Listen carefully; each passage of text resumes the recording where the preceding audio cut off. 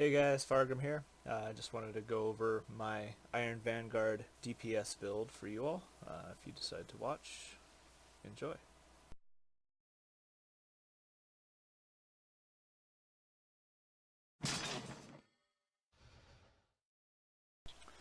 Alright, so first thing I'm going to talk about are the ability score points. For this build, we're going to go Strength and Charisma.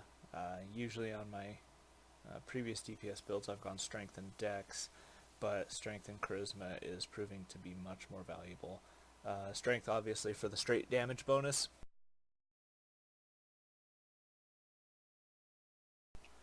and Charisma for both the companion stat bonus as well as the combat advantage damage. One thing about Guardian Fighters, you should always have combat advantage. Your mark provides combat advantage, so between your tab marking mobs and enforced threat marking, you should have mobs marked pretty much at all times.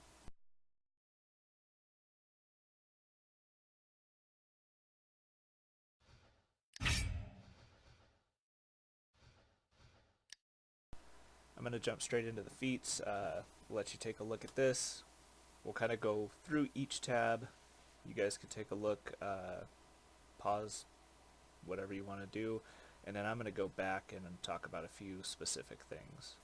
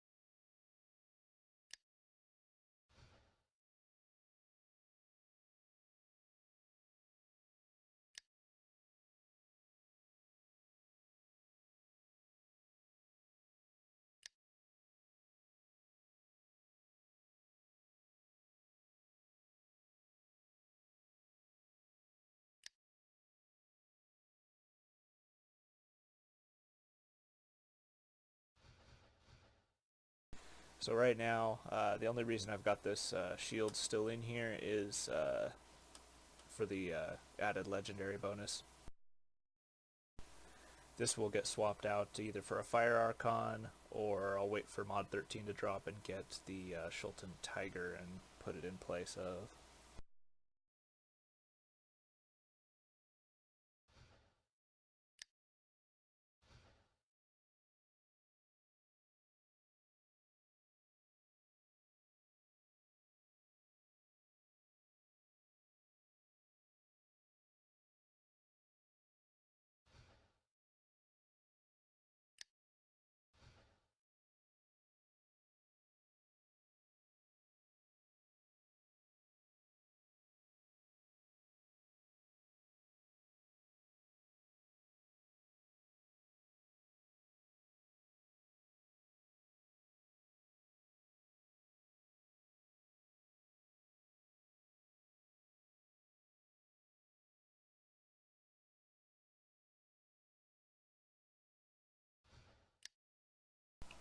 Okay, so a few things I wanted to talk about and point out. In the Conqueror feat tree here, Wrathful Warrior is one of the feats we're going to put 5 points into. While you have temporary hit points, you deal 15% more damage at 5 out of 5.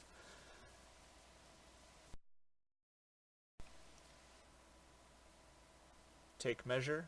It's going to give us temporary hit points when we take a critical hit. So there's one way to gain temp hit points to give yourself that damage boost. Grit is another way. Okay, we're going to gain 1% of our max hit points and temp hit points when we're healed by a player power. Something I've noticed that's cool about this is Crushing Surge's heal ability, the heal portion of that at will proc this. It will also proc this whether you're at full health or not. So you don't actually have to receive a heal from it, you just have to hit something with it. It'll attempt to proc that heal or player power heal, and you'll gain your temp hit points. Into the Fray is the other way that we're going to help sustain our own temporary hit points. And so Into the Fray, Grit, and Take Measure are all going to fuel Wrathful Warrior.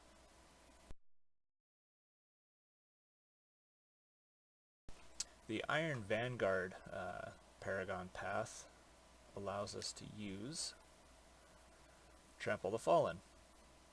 So, when a foe is affected by a control power, deal 5% more damage to it. Now, a lot of people don't know, but the Mark is actually considered a control power. It procs Trample the Fallen, it procs Crushing Pin, it is affected by control bonus, and so on.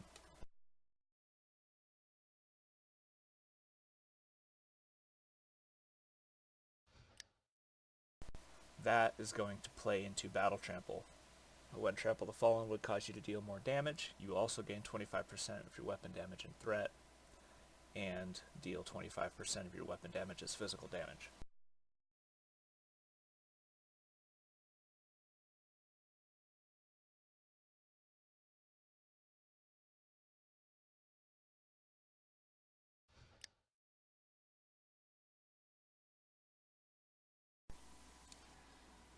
So, trash encounters, we're going to be using, typically always have Into the Fray. That pretty much never leaves my encounter powers.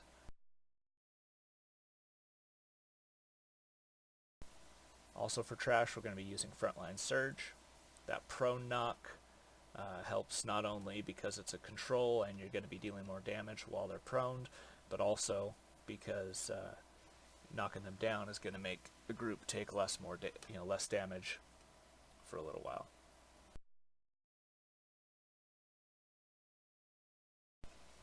Enforced Threat. Okay, we're going to taunt up to 5 targets. So it's going to put a mark on up to 5 targets there. And I know it doesn't say up to 5 in the tooltip here, but it is 5 target mark. And then you're also doing damage AoE as well.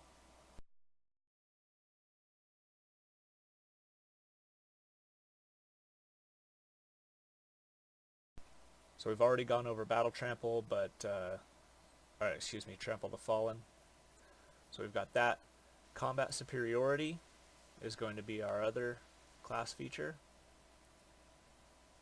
And sometimes I'll swap out Trample the Fallen for Shield Warrior's Wrath, just depending on what I'm doing.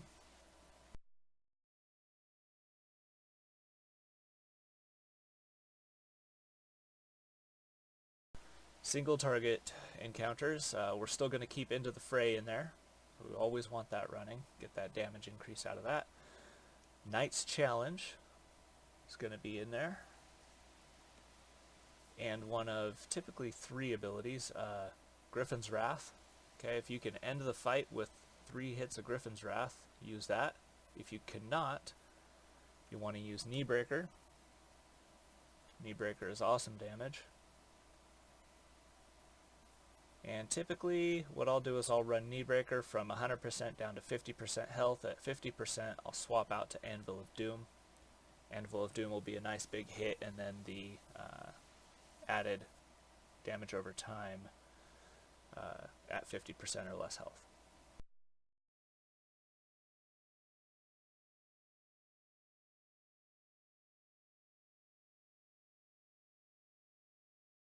For dailies, Villain's Menace can't be beat.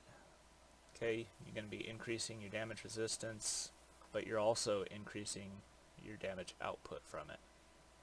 And that's the main thing there. Okay, damage output, the immunity to disabling effects. You're not going to be knocked down. You're not going to get stunned, anything like that while you've got this going. So you want that so you can have that damage going. Fighter's Recovery, pretty much just a no shit button. Hit this, and as long as you're doing damage, you're healing yourself for the damage that you're doing.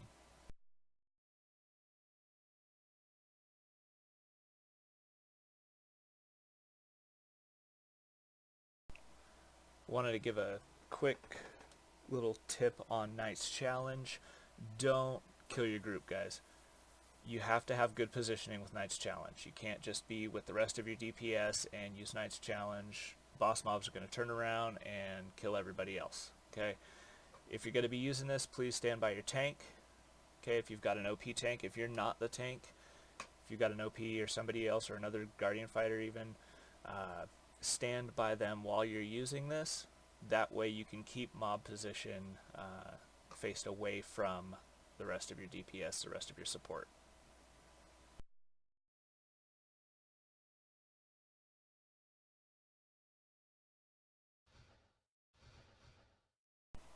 Alright guys, that's pretty much it. If you have any questions or anything, hit me up in game.